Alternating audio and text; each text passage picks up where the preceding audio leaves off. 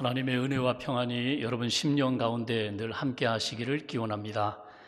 독일 남부 알프스 산자락에 자리 잡은 오버아무가우라는 작은 도시가 있습니다.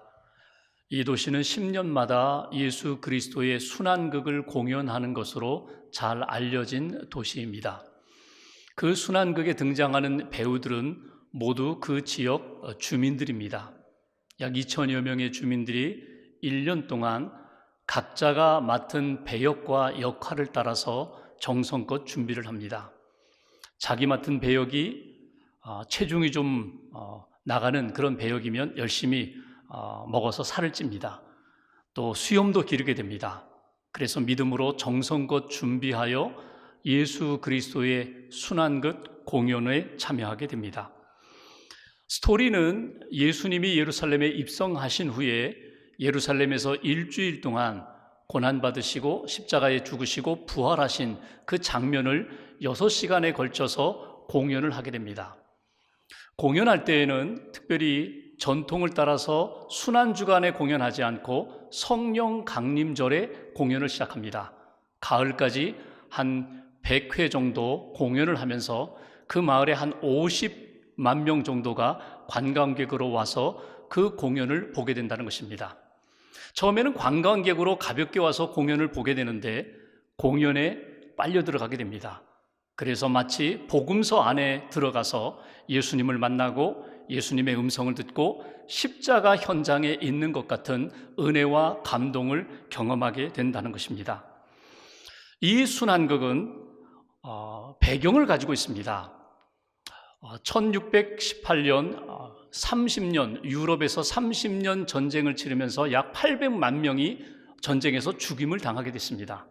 그리고 그 전쟁을 치르면서 패스트 전염병이 돌면서 유럽에 수만 명이 죽임을 당하는 그런 상황 가운데 1633년 그 마을 주민들이 한자리에 모였습니다. 그리고 하나님 앞에 예배를 드리고 기도하면서 하나님 앞에 이런 서약을 합니다. 하나님, 이 패스트만 잘 지나가게 해주신다면 우리 마을 사람들이 10년마다 하나님 앞에 공연을 하겠습니다. 예수 그리스도의 순환극을 공연하겠습니다. 하나님, 우리를 살려주시고 우리에게 은혜를 베풀어 달라고. 그리고 1년 동안 정성껏 준비하여 1634년 처음 그리스도 순환극 공연을 하게 되고 매 10년마다 그렇게 공연을 해왔다는 것입니다. 금년이 공연을 하는 해인데 성령 강림절에 공연을 시작하기로 했는데 코로나19 때문에 그 기간을 연장했다고 합니다. 여러분, 여기서 한번 생각을 해보게 됩니다. 그 마을 사람들, 지금으로부터 오래전에 고난과 아픔 가운데 예수님의 고난을 묵상하면서 예수 그리스도의 복음을 붙잡고 고난을 이겨나갔던 사람들, 하나님이 우리에게 주신 복음 안에서 자기 자신들을 돌아보면서 우리에게 주신 사명이 무엇인지를 붙잡았던 사람들, 금년 사순절을 여러분들은 어떻게 보내고 계십니까? 여러분들은 이 사순절에 무엇을 생각하며 무엇을 묵상하며 보내고 계십니까? 사순절, 특별히 이번 한 주간 동안은 예수님을 묵상하는 주간입니다. 예수님의 십자가, 예수님의 고난, 예수님의 죽으심, 그리고 예수 그리스도의 부활을 묵상하면서 우리의 심령과 삶이 예수 그리스도의 영성으로 새로워지는 그런 주간입니다. 십자가를 더 깊이 묵상하시면서 하나님이 부어주시는 은혜 가운데 여러분들의 심령과 믿음이 회복되는 한 주간 되시기를 주님의 이름으로 기원합니다. 오늘 본문 말씀은 하나님께서 홍수로 세상을 심판하시는 장면입니다. 그 홍수 속에서 하나님이 노아에게 방주를 만들라고 하시고 방주에 들어가라고 하시면서 심판 가운데 노아와 그의 가정을 구원하시는 장면입니다. 하나님의 심판과 하나님의 구원 속에 우리에게 주시는 하나님의 메시지는 무엇일까? 먼저 본문 16절 말씀을 봉독하겠습니다. 16절 한 절을 함께 봉독합니다. 들어간 것들은 모든 것의 암수라 하나님이 그에게 명하신 대로 들어가매 여호와께서 그를 들여보내고 문을 닫으시니라. 아멘. 여기 보시면 여호와께서 언약하신 하나님, 언약을 신실하게 이루시는 여호와 하나님께서 노아와 그의 가족을 방주에 들어가게 하셨습니다. 짐승들을 들어가게 하셨습니다. 공중의 새를 들어가게 하셨습니다. 그리고 마지막에 그 방주의 문을 닫으셨다고 말씀하고 있습니다. 여기에서 우리에게 주시는 첫 번째 메시지가 있습니다. 하나님이 그 문을 닫으셨다는 것입니다. 하나님이 그 방주의 문을 닫으셨다. 여러분, 이것이 오늘 저와 여러분들에게 주시는 생명의 말씀입니다. 여러분, 문을 닫으셨다는 것은 어떤 의미가 있을까요? 어두운 죄악 속에 있던 사람들, 그 노아와 그의 가족들을 불러내셔서 방주 안에 들어가게 하셨습니다. 그리고 문을 닫으셨다는 것은 이제는 구별하셨다는 것입니다. 구분하셨다는 것입니다. 불러내셔서 이제는 하나님의 은혜 속에, 하나님의 구원의 자리 속에서 성별하셨다는 것입니다. 교회를 히라버로 에클레시아라고 합니다. 에클레시아라는 말이 세상으로부터 부름받았다, 세상으로부터 불러내셨다라는 그런 의미입니다. 그러니까 우리는 부름받은 사람들입니다. 성별된 사람들입니다. 성별되어 하나님의 백성이 되었고 하나님의 자녀가 된 사람들, 그것이 교회입니다. 하나님이 문을 닫으셨다는 것은 하나님께서 구분해내셨다는 것입니다. 이제는 너희들이 세상에 속한 사람이 아니라 이제는 하나님께 속한 사람이야, 구원받은 백성이야, 하늘에 속한 사람이야, 이렇게 구별해내시는 것, 그것이 문을 닫으셨다는 의미일 것입니다. 방주 안에 있는 노아와 가족들을 생각해 보십시오. 이제는 자기가 문을 열고 나갈 수가 없습니다. 인간의 힘으로 다시금 세상 속으로 나아갈 수 없도록 하나님이 문을 닫으셨다는 것입니다. 이스라엘 백성들을 애굽에서 구원해내실 때에 홍해를 건너게 하셨습니다. 그들이 광야 생활 가운데 어렵고 불편하니까 애굽 생활을 그리워합니다. 그러나 애굽에서 한번 나온 이스라엘 백성들이 다시금 애굽으로 돌아갈 수 없도록 만드신 것처럼 하나님이 구원의 방주 문을 닫으셨다는 것은 이제 다시 세상으로 돌아가지 못하도록 하나님께서 막으셨다라는 그런 의미도 됩니다. 더 나아가서 방주에 들어오지 못한 사람들을 생각해 보십시오. 자기들의 힘으로 문을 열어보고자 하지만 문을 열 수가 없습니다. 그 인간의 어떤 노력과 힘으로도 그 방주의 문은 열 수가 없다는 것입니다. 오직 하나님이 닫으셨고 하나님이 그 문을 때를 따라 열어주시는 그 역사. 한번 이런 상상을 해보게 됩니다. 비가 한두 시간 내릴 때에는 가볍게 생각했을 것입니다. 그런데 하루, 이틀, 3일 계속 비가 내리기 시작하면서 물이 차오르기 시작합니다. 심각해졌습니다. 가서 방주의 문을 두드렸을 것입니다. 그럼에도 불구하고 방주의 문은 결코 열리지 않았습니다. 그 방주에 들어가지 못한 사람들, 홍수 가운데 가슴을 치면서 회개도 하고 후회도 많이 했을 것입니다. 그 후회하는 사람들 가운데 가장 큰 후회를 한 사람이 누구일까? 한 번쯤 방주를 구경한 사람들 아닐까? 방주에 호기심으로 들어와서 구경했던 사람들도 있을 것입니다. 노아를 놀리기 위하여, 조롱하기 위하여 방주 안에 들어와서 노아가 방주 짓는 장면을 바라본 사람들도 있었을 것입니다. 한 번쯤 방주에 들어와서 그 방주를 구경했던 사람들, 그러나 마지막에 하나님께서 문을 닫으신 다음에 방주에 들어가지 못하고 내가 그때에 방주 지을 때 들어갔던 것처럼 내가 왜 노아의 말을 듣지 않았을까? 하나님의 경고를 받지 않았을까? 가슴을 치면서 후회했을 것입니다. 이것은 오늘 우리들에게도 마찬가지입니다. 언젠가 하나님이 심판의 문을 닫으실 때에, 구원의 문을 닫으시고 심판으로 그 세상의 문을 닫으실 때에 구원의 방주에 들어가지 못한 사람들 가슴을 치면서 후회할 것입니다. 나도 교회에 가봤어. 나도 예배도 드려봤어. 나도 신앙생활도 해봤어. 그런데 정작 교회 안에 들어와서 예수님을 만나지 못한 사람들, 예수님을 믿음으로 고백하지 못한 사람들, 구원에 참여하지 못한 사람들, 구원의 방주에 들어오지 못한 사람들은 그 마지막 날, 심판날 가슴을 치면서 후회할 것입니다. 여기에서 중요한 것은 하나님께서 문을 닫으신다라는 의미는 무엇입니까?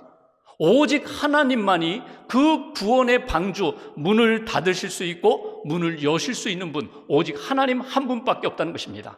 사람이 구원의 문을 열 수가 없습니다.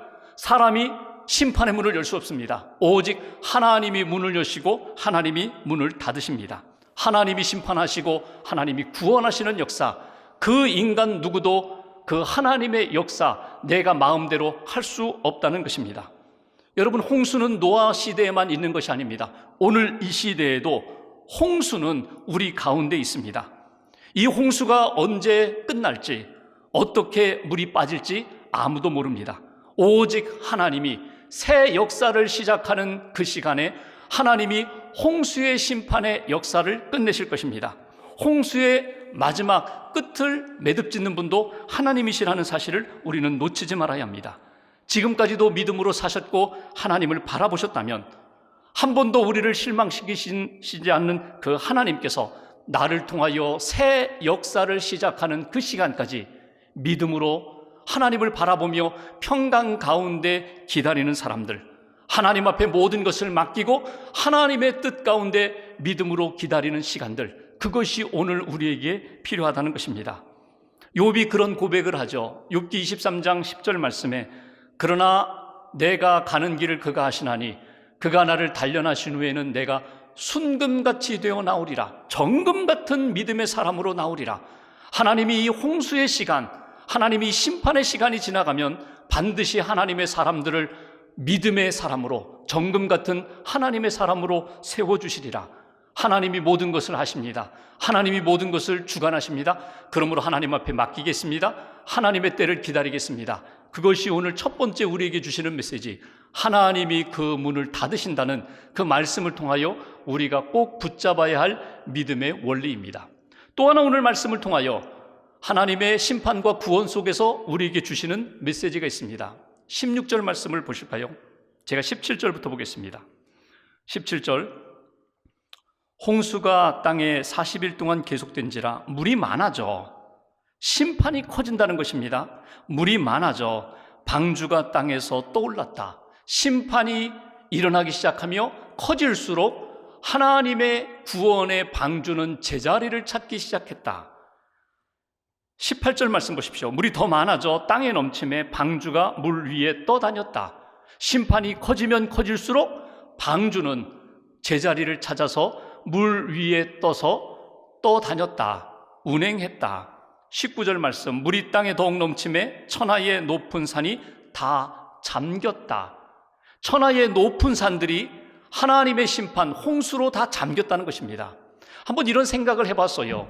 사람들마다 물이 점점 차오르자 눈에 보이는 가장 높은 곳을 찾았을 것입니다.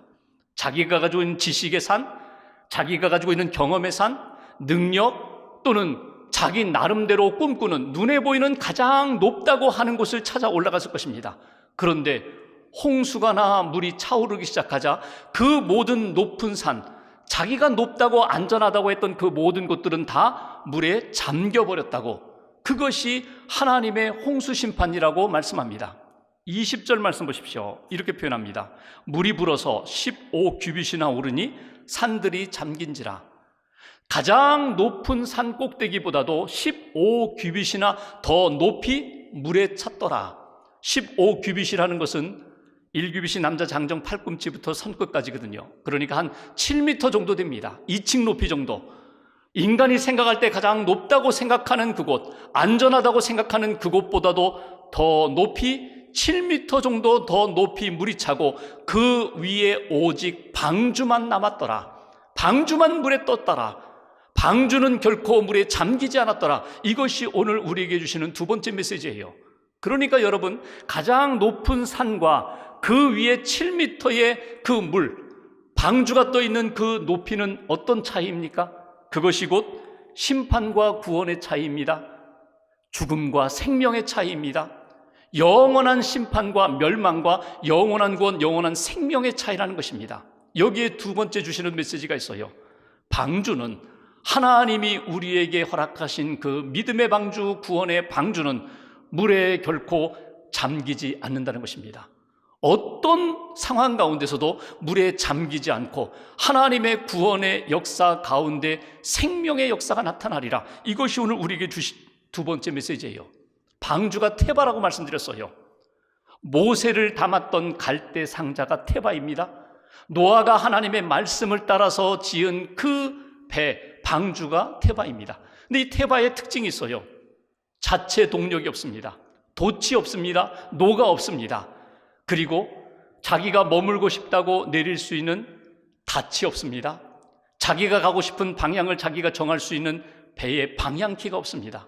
돛이 없고 노가 없고 닻이 없고 그리고 키가 없는, 오직 하나님만 의지하며 하나님이 인도하시는 대로 따라갈 수밖에 없는 것이 방주입니다. 갈대 상자에 담겼던 모세를 기억해 보십시오. 모세가 뛰어나서 모세가 자기를 구원했습니까? 모세의 부모님이 훌륭해서 갈대 상자를 만들었기 때문에 그 갈대 상자 자체가 모세를 구원했습니까? 아닙니다. 그 갈대 상자를 통하여 구원하시는 하나님의 손길이 있었기 때문에 모세가 구원함을 받을 수 있었고 이스라엘 백성의 지도자로 쓰임받을 수 있었습니다. 노아가 방주를 지었는데 그 방주의 주권자는 하나님이 되십니다. 내가 키가 되리라, 내가 닻이 되리라, 내가 노가 되리라, 내가 돛이 되리라. 하나님이 동력이 되신다는 것입니다. 우리는 그냥 맡기면 됩니다. 하나님 앞에 맡기고 하나님의 인도하심 따라, 하나님의 구원하심 따라 나는 갈 길 모르지만 하나님이 인도하시는 대로 나는 모든 것 맡기고 주님만 바라보겠습니다. 이것이 방주 안에서 노아와 그의 가족들이 가졌던 믿음과 영성입니다. 방주는 노아 시대에만 있는 것이 아닙니다. 방주는 마지막 때에만 있는 것이 아닙니다. 어쩌면 그 방주는 오늘 이 시대에 우리에게도 필요하고 우리가 들어가야 할 그곳이 바로 방주입니다. 방주에 들어가서 하나님의 보호하심 가운데, 하나님의 인도하심 가운데 지금 내 삶에 닥쳐오는 질병의 홍수, 그리고 재난의 홍수, 실패의 홍수, 전쟁의 홍수, 위기의 홍수 가운데 지켜주시고 보호해 주시는 하나님의 은총을 경험하는 것, 그것이 바로 방주 안에서의 신앙의 모습이라는 것입니다. 오늘 노아가 바라보는 것은 무엇입니까? 아무것도 보이지 않아요. 물이 다 모든 것을 다 잠겨버렸어요. 가장 높다고 하는 산들도 다 물속에 잠겨버렸어요. 아무것도 보이지 않고 오직 하나님만 볼 수밖에 없는 그 방주 안에서의 노아의 신앙, 노아의 믿음, 여러분 이것을 저와 여러분들이 놓치지 않기를 주님의 이름으로 기원합니다. 분명한 것은 모든 것들이 다 쓰러지고 잠기는 때에도 방주만은, 하나님이 허락하신 그 구원의 방주만은 결코 물에 잠기지 않는다는 사실, 그 믿음의 사실을 붙잡고 방주 안에서 하나님 앞에서 다시 한번 믿음의 시간들을 이어가는 저와 여러분 되시기를 주님의 이름으로 기원합니다. 마지막 23절 말씀을 보십시오. 23절 한 절을 같이 봉독합니다. 지면의 모든 생물을 쓸어버리시니 곧 사람과 가축과 기는 것과 공중의 새까지라. 이들은 땅에서 쓸어버림을 당하였으되 오직 노아와 그와 함께 방주에 있던 자들만 남았더라. 오직 노아와 그와 함께 방주에 있던 그 믿음의 사람들만 남았더라. 여기 남았다는 것이 무엇입니까? 구원 받았다는 것입니다. 은혜 받았다는 것입니다. 하나님의 심판의 역사 속에 반드시 남겨두는 사람들이 있거든요. 남은 자가 있거든요. 그 남은 자를 통하여 하나님이 새 역사를 이루신다는 거예요. 그런데 그 구원받은 사람들이 어디에서 구원을 받았다고요? 방주에 있는 자들이, 방주에 들어가 있는 자들이, 믿음으로 방주에 들어가서 믿음으로 하나님을 바라보고 있는 자들이 구원함을 받았다고 우리에게 말씀하고 있습니다. 여러분, 방주가 어딜까요? 노아가 만들었던 그 배가 방주입니다. 모세가 들어갔던 갈대 상자가 방주입니다. 그런데 그 방주가 그 노아 시대 모세에만 있었던 것 아닙니다. 구약 성경을 쭉 읽어가 보시면 하나님께서 특별히 구원의 방주로서 우리에게 보여주시는 장소적인 의미가 있어요. 예를 들면 출애굽기를 읽어가 보시면 바로 왕이 이스라엘 백성들을 내보내지 않습니다. 그래서 하나님이 10가지 재앙을 내리시죠. 그 마지막 10번째 재앙이 무엇입니까? 애굽에 있는 모든 마다들, 장자들을 다 죽이는 재앙을 내리세요. 심판을 내리세요. 그때 하나님이 이스라엘 백성들에게 이렇게 말씀하십니다. 오늘 밤에 양을 잡아서 양의 피를 문설주에 바르라. 그리고 문설주에 바른 그 집 안에 머물러라. 그러면 죽음의 사자가 넘어가리라. 유월 넘어가리라. 패스오버 하리라.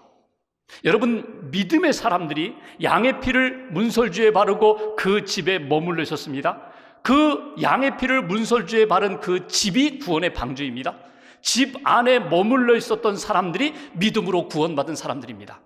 내가 이스라엘 백성들이 아니라 할지라도, 이방인이라 할지라도 이스라엘 백성들이 양을 잡아서 피를 문설주에 바르는 것을 보면서 너희들 뭐하니? 하나님이 오늘 밤 이렇게 하라고 하셨어. 이래야 우리의 맏아들이 죽임을 당하지 않는다고 말씀하셨어. 그들은 혈통적으로 유대인이 아니지만 믿음으로 흉내냈던 사람들, 그리고 양의 피를 바르고 그 집에 머물렀던 그 이방인들도 구원함을 받았다는 사실을 여러분 놓치지 마셔야 합니다. 여호수아서를 보십시오. 여호수아가 2명의 정탐꾼을 여리고로 보내게 됩니다. 그 여리고 정탐꾼 2명을 기생 라합이 도와주었습니다. 그 라합에게 정탐꾼들이 떠나면서 이런 이야기를 합니다. 우리가 이제 얼마 있으면 이 여리고 도성에 들어와서 모든 생명을 다 사륙할 텐데 창문에 붉은 줄을 달아내리십시오. 그러면 우리가 그 집을 보고 그 집은 사륙하지 않겠습니다. 여러분, 라합이 붉은 줄을 창문에 달아내린 것이 믿음입니다. 그리고 그 붉은 줄을 달아내린 그 라합의 집이 구원의 방주입니다. 그 집 안에 있었던 라합과 그의 가족들이 그 안에 머물면서 하나님의 은혜를 받은 것, 이것이 구원받은 백성입니다. 하나님이 우리에게 주시는 메시지가 있어요. 믿는 자들은, 믿음으로 구원의 방주 안에 머무는 자들은 하나님이 구원해 주신다는 사실, 여러분 이 사실을 놓치지 마세요. 믿는 자들은 반드시 하나님이 구원해 주십니다. 구원을 받습니다. 이 구원의 방주가 오늘 어디입니까? 예수 그리스도 복음 안에 있는 것이 구원의 방주입니다. 믿음의 사람들이 모인, 예수님을 머리로 삼고 믿음의 사람들이 모인 그 교회가 구원의 방주입니다. 구원의 방주에서 구원을 받고 구원의 확신을 가지고 살 뿐만 아니라 우리는 끊임없이 아직도 구원받지 못한 구원의 방주 밖에 있는 사람들에 대하여 우리는 관심을 가져야 합니다. 외면하지 말아야 합니다. 나만 구원받았으니 됐다, 나만 구원의 확신을 가지고 천국 소망을 가지고 살아가니 됐다, 결코 그렇지 않습니다. 아직도 이 소식을 듣지 못한 사람들에게 복음을 전해야 되고, 그들을 위하여 기도해야 되고, 그들이 예수 그리스도 믿고 구원받을 수 있도록 하나님이 우리에게 맡겨주신 사명을 힘써 감당하는 믿음의 사람이 되어야 한다.